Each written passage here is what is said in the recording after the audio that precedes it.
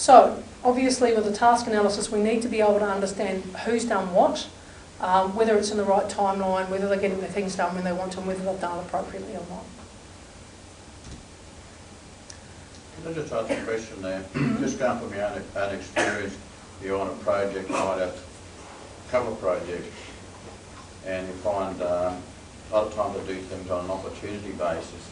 So this might be, say the project is finished, say number 2, or and you find that the number 2 ends up being the first one finished because of the opportunity of resources are there to get that one finished, but he's still waiting on either on the project number 1 that's supposed to be finished first, he's still waiting on other information to come in or supplies to come in and hold us.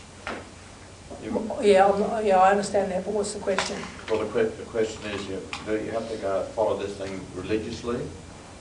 Or like you can't follow it religiously. That's why it's got to have movement in it. Any project, any work breakdown structure is written, or any Gantt chart or anything. That's why you've got to manage it on an ongoing basis, so that if there are delays, that you're able to identify what the impact of that will be, particularly in relation to other tasks and what you're doing. So you would actually have a different work breakdown structure for each project, and you would be managing each one of those depending on what work you got done and when you got it done on that opportunistic basis.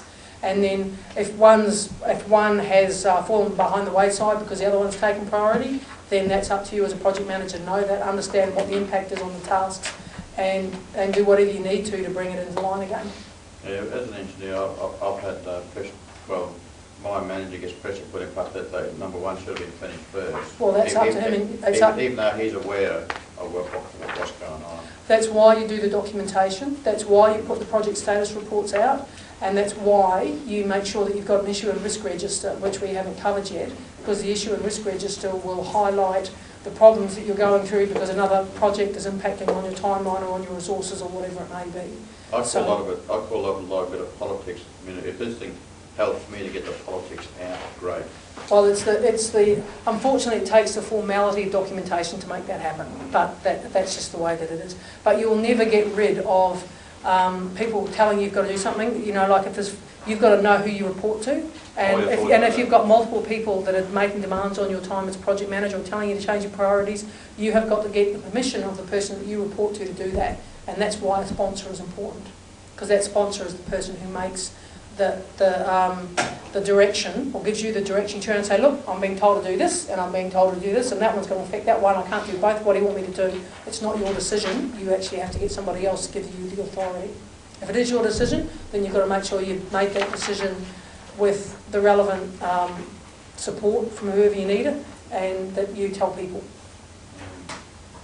Okay. So when we've actually got one of the things that happens a lot in projects is that people do really well.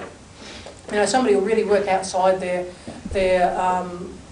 boundaries that you would normally expect, and they really sort of, you'll have somebody who actually carries it. You'll often find that they carry somebody else, or they actually make things happen even though other people have actually made it more difficult. So I've found time and time again that the more you recognise that, the more loyalty you will breed. And upward recognition, you know, like it doesn't take anything to send an email to somebody and copy that person that you're complimenting and say, look, this person's done a really great job. They've, they've been working outside of this, and as a result of it, they've been able to achieve that and that and that, which would have impacted us if they hadn't done it.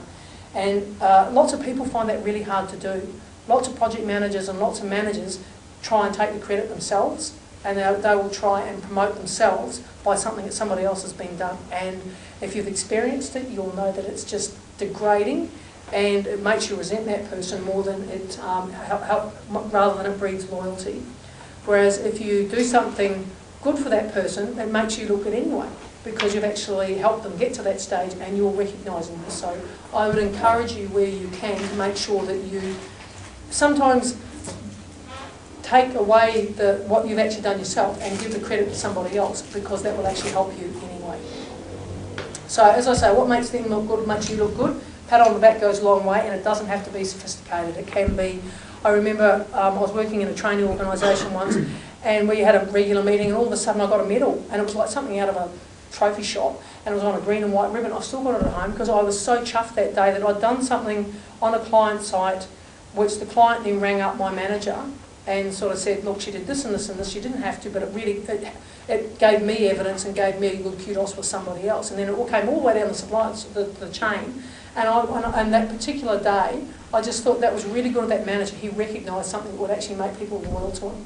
So try and breed that within your teams. Try and make sure that what you do is recognising the other people. And if you get given free tickets to something, make sure that you get the other people get the opportunity to go to something.